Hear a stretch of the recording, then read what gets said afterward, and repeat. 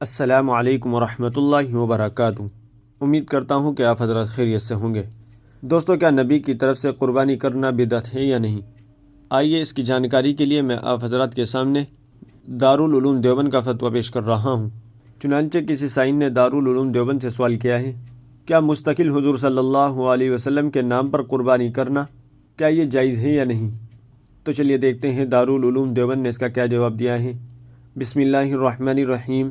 حضور اقدس صلی اللہ علیہ وسلم کے نام سے مستقل قربانی کا جانور ذبح کرنا نہ صرف جائز ہے بلکہ مستحب اور اجر و ثواب کا باعث ہے، اور صلی اللہ علیہ وسلم کے نام سے کی گئی قربانی کا حکم نفل قربانی والا ہے۔ مالداروں یا غریبوں کو دینا سب جائز ہے۔